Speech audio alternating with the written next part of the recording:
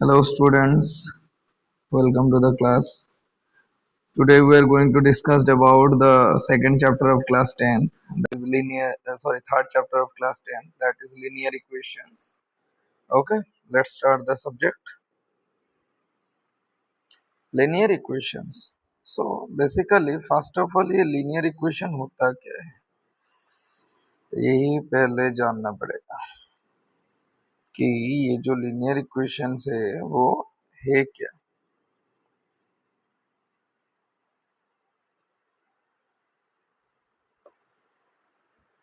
linear equations है क्या. बेटा कोई भी इक्वेशन हो जिसका डिग्री 1 है वो होता है लिनियर इक्वेशन. मतलब अगर मैं ऐसा एक इक्वेशन लिखूं कि सिंपल इक्वेशन, लिनियर इक्वेशन का सिंपल इक्वेशन होता है, क्या होता है वो, A X plus B Y plus C. वैसे लिनियर इक्वेशन में सिर्फ A X plus B plus C ऐसे भी हो सकता था, पर क्लास 10th में जो सिलेबस के अंदर आता है वो होता है linear equation in two variable. इसलिए हमारा जो भी इक्वेशन हम लिखते हैं वो इसी फॉर्मेट में होता है, A X plus B Y plus C. Clear.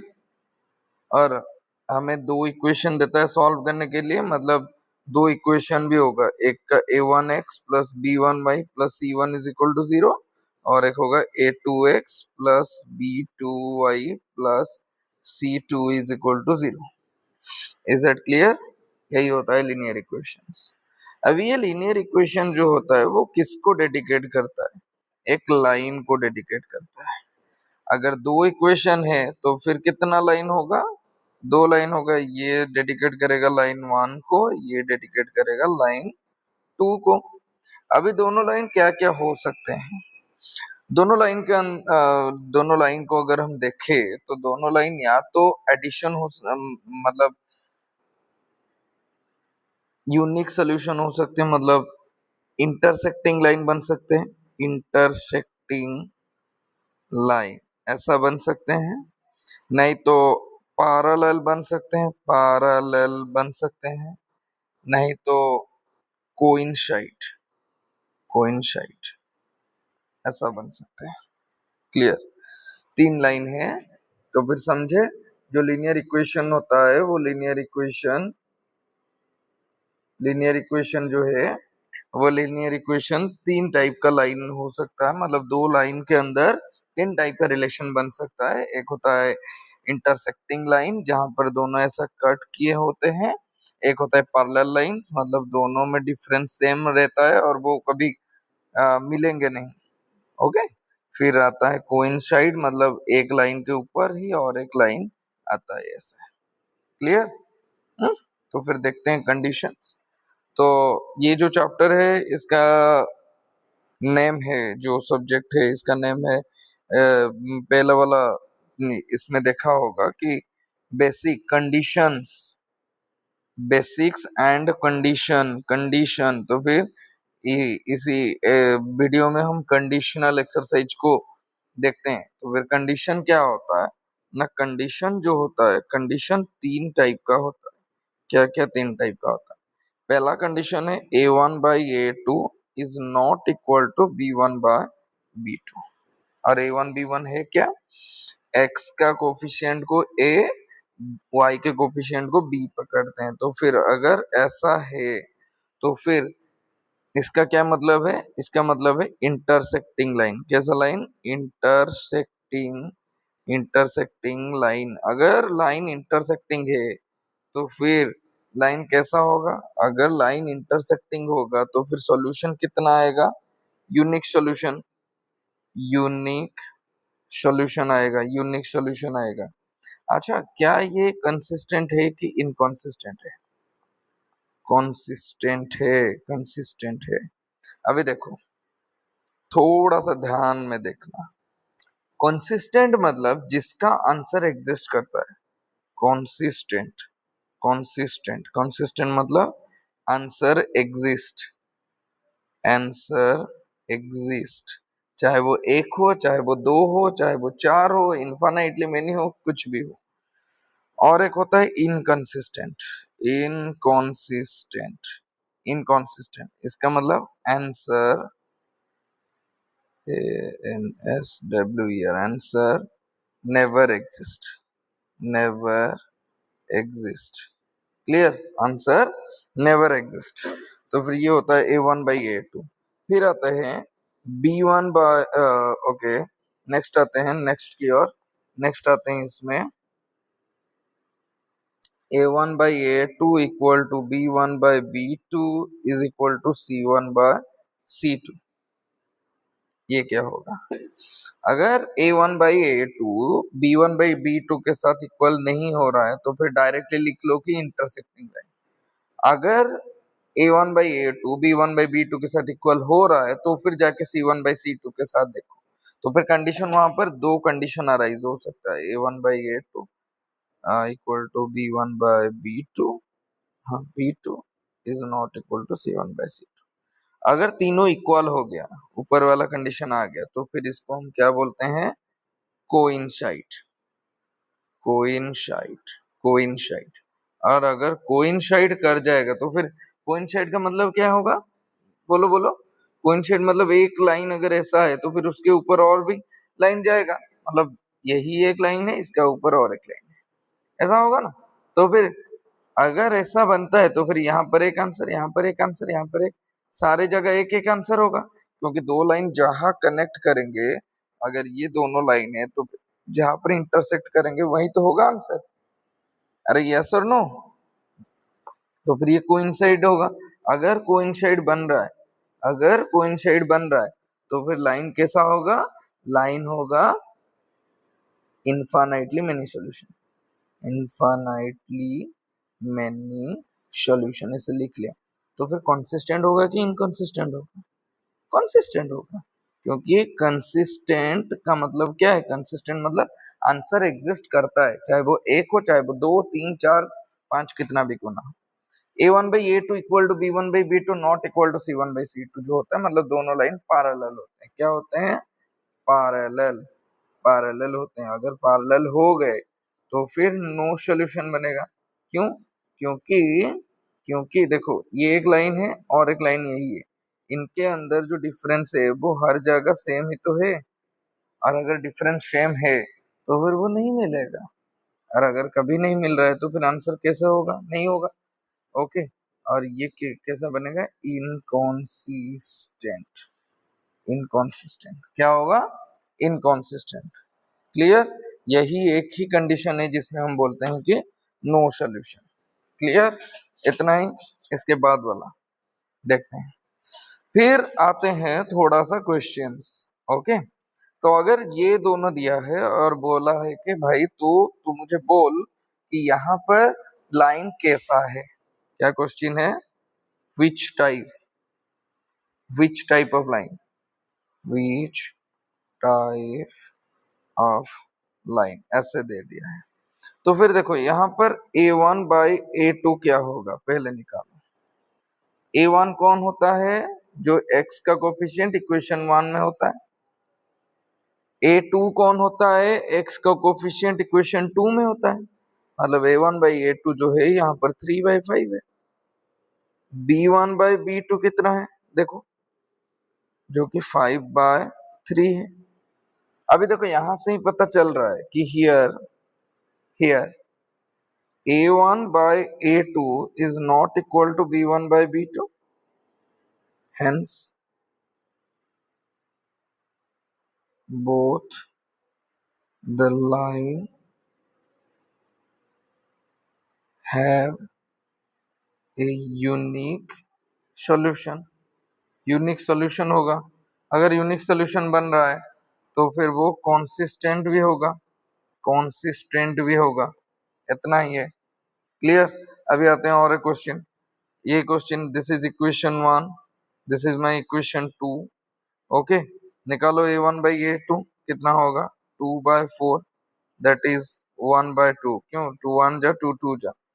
B1/B2 कितना आएगा? B1/B2 -3/1, मतलब यहाँ फिर से आ गया कितना? -3 आ गया, ये -3 आ गया। तो फिर क्या यहाँ पर a1/a2 b1/b2 के साथ सेम हो रहा है? नहीं हो रहा है ना। अगर नहीं हो रहा है तो फिर हम लिखेंगे here a1/a2 is not equal to b1/b2। ताहले केमती देन किस टाइप का सोल्यूशन होगा? इंटरसेक्टिंग लाइन होगा। क्या होगा? Intersecting line. इंटरसेक्टिंग लाइन, क्योंकि उसी का कंडीशन तो यही है, इंटरसेक्टिंग लाइन। क्या इसमें सोल्यूशन एग्जिस्ट करेगा? हाँ जी करेगा। कितना सोल्यूशन? यूनिक सोल्यूशन, क्योंकि इंटरसेक्टिंग लाइन अगर दो लाइन ऐसे मिल रहा है तो फिर यही तो होता है सोल्यूशन। तो फिर लिखेंगे यूनिक सोल्यूशन। अभी अभी देखो जी, क्या यहाँ पर कॉन्सिस्टेंट बन रहा है? जी बन रहा है, बिल्कुल बन रहा है कॉन्सिस्टेंट। कॉन्सिस्टेंट, यस और नो, खत्म। Next question. ये क्वेश्चन तुम्हें आ जाएगा। क्यों? क्योंकि यहाँ पर a1/a2 कितना है? देखो a1/a2 1/1 दैट इज 1। b1/b2 देखो, कोई अगर मुझे पूछ रहा है कि सर आप c तक क्यों नहीं जा रहे, क्यों नहीं जा रहा हूँ बेटा, यहाँ पर देखो ना a1/a2 जो है b1/b2 के साथ इक्वल नहीं हो रहा है। जब इक्वल नहीं हो रहा है मतलब यूनिक सोल्यूशन यहाँ से ही पता चल गया। अगर वो इक्वल होगा, अगर ये चीज इक्वल होगा तो जाके हम जाएंगे किसके और? c1/c2 के और, नहीं तो नहीं जाएंगे। क्लियर? नहीं तो नहीं जाएंगे, इतना ही। ओके, तो देख लेते हैं पहले ये वाला क्वेश्चंस को, ये वाला क्वेश्चंस को देख लेते हैं, ये वाला क्वेश्चंस को देख लेते हैं। तो फिर here again a1/a2 is not equal to b1/b2। तो फिर ये कैसे होगा? तुम लिख लेना, ये होगा, ये होगा, ये होगा। चलो सही है। फिर आते हैं ऐसा टाइप का क्वेश्चंस को।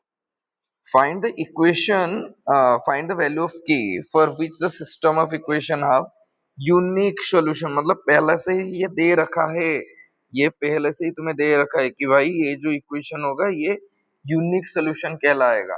चलो सही है। तो फिर यहाँ पर a1/a2 क्या हम निकाल सकते हैं?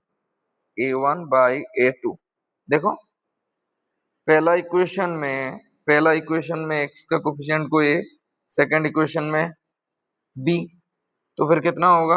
a1/a2, a1/a2 होगा 2/k। कैसा होगा b1/b2? 3/-6, 3 1 जा 3 2 जा, दैट इज -1/2। तो अभी बोलो क्या मैं c तक जाऊंगा? नहीं जाऊंगा। क्यों नहीं जाऊंगा? क्योंकि मुझे दे रखा है पहले से ही, यहाँ पर दे रखा है ना कि यूनिक सोल्यूशन, पहले से ही दे रखा है कि ये यूनिक सोल्यूशन होगा। तो फिर यूनिक सोल्यूशन में तो मुझे सी नहीं चाहिए ना बेटा, तो फिर मैं सी तक क्यों जाऊंगा? नहीं जाऊंगा सी तक, इतने में ही आंसर हो जाएगा। तो देखो, according to question a1/a2 is not equal to b1/b2। क्या इसका मतलब? इसका सीधा सीधा मतलब यही है कि 2/k is not equal to -1/2। इसका सीधा सीधा मतलब क्रॉस मल्टीप्लिकेशन करेंगे, ये इसके साथ मल्टीप्लाई होगा, ये इसके साथ, तो फिर कितना आ जाएगा? -k is not equal to 4। क्या है इसका मतलब? k is not equal to -4। अब जो k है वो -4 नहीं होगा, मतलब बाकी कुछ भी हो सकता है, तो फिर k can be written it as any R except क्या है? -4। Is that clear? हाँ, क्लियर नहीं हुआ? ये आर का मतलब क्या है? आर का मतलब है कोई भी आर, कोई भी नंबर हो चलेगा। ये -4 मतलब -4 नहीं होगा, -4 को छोड़ के बाकी सारा का सारा चीज इसमें आ जाएगा। जी हो गया क्लियर? ओके, नेक्स्ट देखते हैं। Find the value of k for विच, ये भी फिर से दिया है unique solution.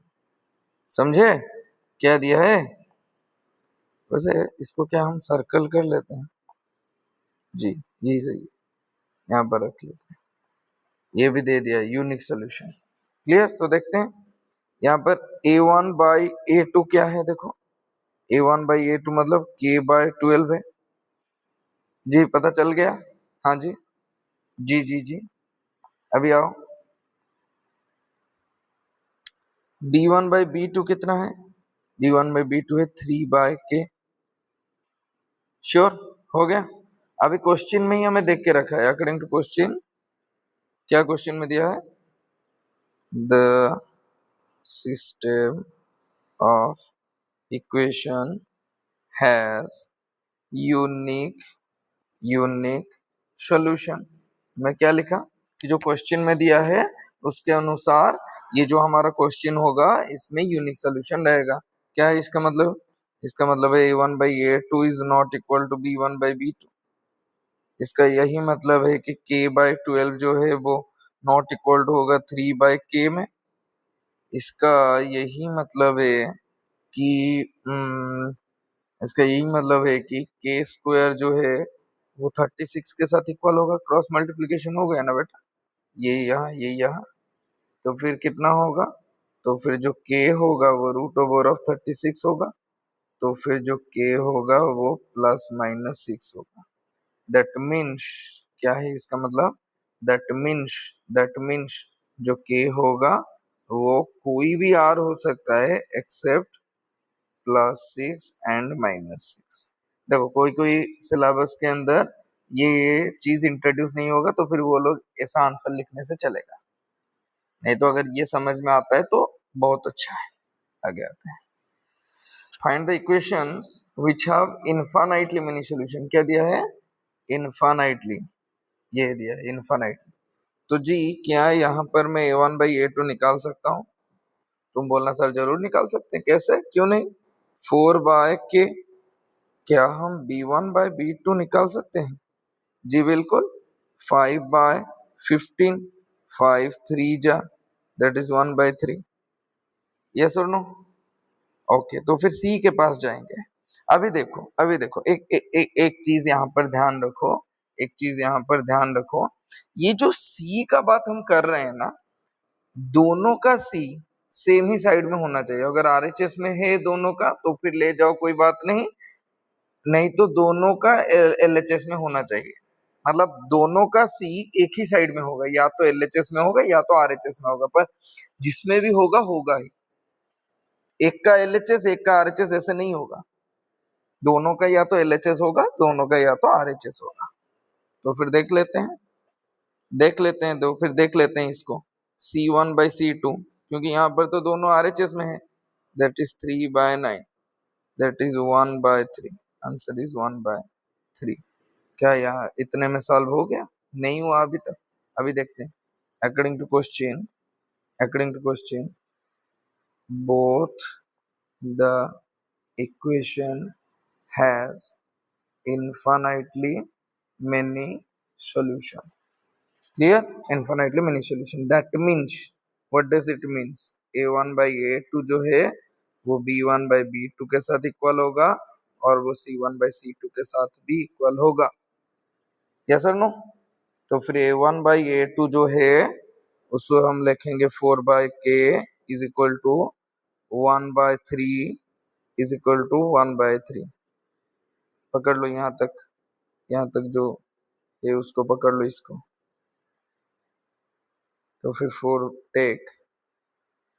4/k is equal to 1/3, तो फिर क्रॉस मल्टीप्लीकेशन होगा, ये इसके साथ मल्टीप्लाई होगा ये इसके साथ, तो फिर k जो है वो क्या होगा 12 होगा। हो गया इतना ही। नेक्स्ट क्वेश्चन, अगले वाला क्वेश्चन देखते हैं। यहाँ पर कुछ छोड़ दिया हूँ वो है y, लिख लेना। ओके लिख लेना, ये भी दिया है इनफाइनाइटली मेनी सॉल्यूशन। इसका क्या मतलब, इसका मतलब a1/a2 equal to b1/b2 equal to c1/c2। Clear clear, चलो सही है।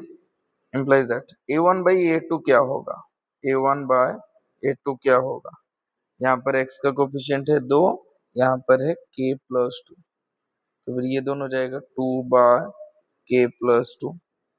b1/b2 जो है वो कितना होगा, वो होगा 3 ये 2k+1 हो गया।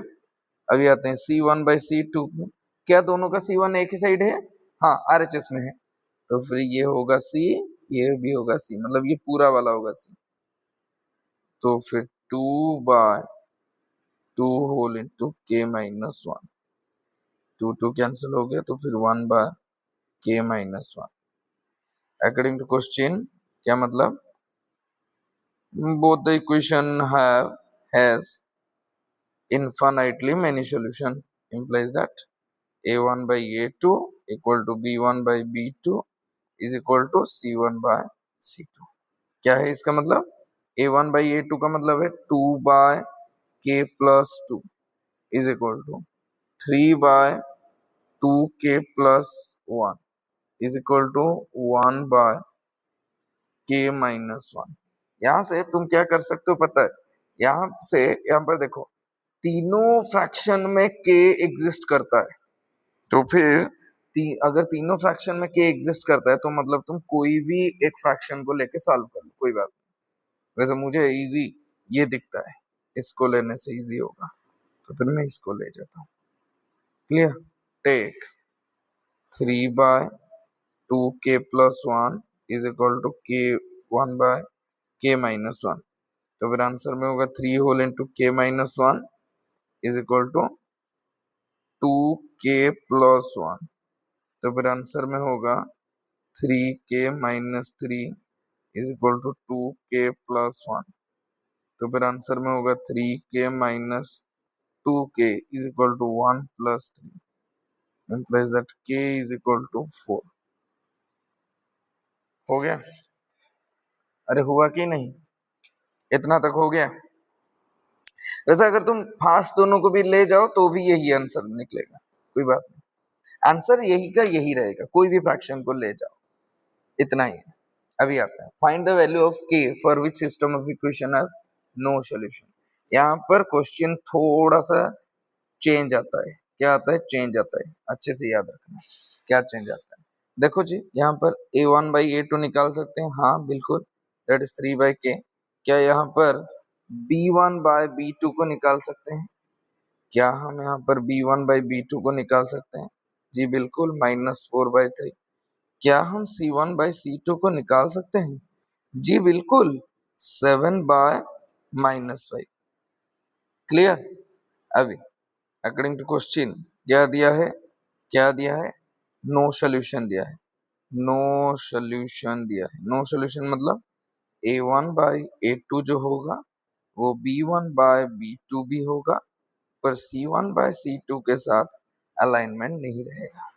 क्या है इसका मतलब, इसका पूरा पूरा मतलब यही है कि 3 by k जो है इक्वल टू -4/3 है एंड नॉट इक्वल टू 7/5 है, implies that। तो फिर take 3 by k is equal to -4/3 implies that -4k is equal to 9, तो फिर k is equal to 9 by -4। इतना ही, इतना ही है। पर कभी कभी क्या होता है, वो अपोजिट वाला जो यहाँ पर दिया है ना, नॉट इक्वल टू, इसको भी लेना पड़ता है किसी किसी क्वेश्चन में, क्योंकि यहाँ पर रूट नहीं आया, पकड़ लो कि रूट आता, तो फिर इसको इसको तुम ले जाओ अगेन, अच्छा है कि तुम ले जाओ, चाहे वो जरूरी हो या ना हो, कोई बात। 15 इज इक्वल टू 7k, तो फिर k, हाँ, k is not equal to 15/7। यहाँ पर अलग हुआ तो हुआ, किसी किसी क्वेश्चन में ना, पकड़ लो कि ऐसा एक क्वेश्चन है आर.डी. शर्मा बुक में, क्या क्या क्वेश्चन है, वो चीज इसका जो x आएगा ना, यहाँ पर जो k आएगा वो k में +-6 आएगा, और जो नॉट इक्वल टू वाला कंसेप्ट लेंगे तो फिर k नॉट इक्वल टू 6 आएगा। मतलब यहाँ पर बोल रहा है कि +-6 होगा, यहाँ पर बोल रहा है कि 6 नहीं होगा, मतलब आंसर होगा -6। वैसा टाइप का भी क्वेश्चन आता है, थोड़ा सा ध्यान रखना, और नहीं तो हो जाएगा, उसमें कोई बड़ी बात नहीं है। ओके, आते हैं find the value of k for which the system of equation has no solution. फिर से नो सॉल्यूशन, तो फिर a1 by a2 को हम निकाल सकते हैं, a1 by a2, हाँ निकाल सकते हैं, वो होता है k/12। क्या हम b1 by b2 को निकाल सकते हैं, b1 by b2 को निकाल सकते हैं, जी बिल्कुल, वो होगा 3/k। क्या हम C1/C2 को निकाल सकते हैं? जी बिल्कुल, वो होगा k-3/6। तो फिर अकॉर्डिंग टू क्वेश्चन मैं डायरेक्टली लिख लेता हूँ, A1/A2 equal to B1/B2 is not equal to C1/C2। क्या है इसका मतलब?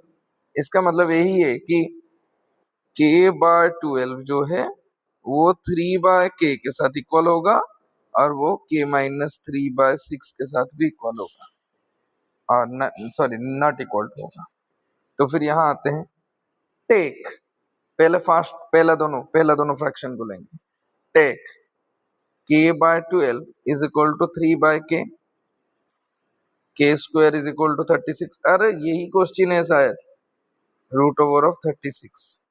तो फिर k जो होगा वो ±6 होगा। चलो सही है। अगेन k/12 जो है वो नॉट इक्वल टू होगा किसके साथ? k-3/6 के साथ। मल्टीप्लाई करेंगे तो फिर 6k जो होगा वो नॉट इक्वल टू होगा किसके साथ? 12 होल इंटू k-3 के साथ। अगर सॉल्व फिर से करते हैं तो फिर k is not equal to होगा 12/6 होल इंटू k-3 के साथ। अगर फिर से सॉल्व करते हैं तो फिर इम्प्लाइज दैट k जो है वो नॉट इक्वल टू होगा 6 1 जा 6 6 2 जा 12, मतलब 2 होल इंटू k-3 के साथ। अब जो k होगा वो नॉट इक्वल टू होगा 2k-6 के साथ। तो फिर ये k उस साइड, ये 6 इस side, so 6 not equal to होगा किसके साथ? 2k-k के साथ। मतलब देखो वो जो k होता है ना वो नॉट इक्वल टू होता है 6 के साथ। यहाँ पर बोल रहा है, यहाँ पर क्या बोल रहा है? यहाँ पर बोल रहा है कि +6 और -6, यहाँ पर बोल रहा है कि 6 नहीं होगा। तो फिर अगर 6 नहीं होगा तो फिर आंसर क्या होगा? -6 होगा। Hence k is equal to -6, यही है आंसर। क्लियर? यही है आंसर, इसके आगे और कुछ नहीं है। इस लेक्चर के अंदर इतना ही था। ये था लेक्चर 1। लेक्चर 2 में हम सब्स्टिट्यूशन के क्वेश्चन करेंगे, फिर एलिमिनेशन का भी क्वेश्चन करेंगे। नहीं, लेक्चर 2 में शायद ग्राफिकल मेथड है। ग्राफिकल मेथड वैसे तो उठ गया है सिलेबस से, पर कभी कभी पूछ लेता है, और जानना भी जरूरी है, क्योंकि 12th क्लास में और 11th क्लास में एक एलपीपी होता है, वो एलपीपी में भी वो सब क्वेश्चन बहुत ज्यादा यूजफुल हो जाता है। तो फिर आज के लिए इतना ही, मिलते हैं अगले लेक्चर में। Thank you, have a nice day.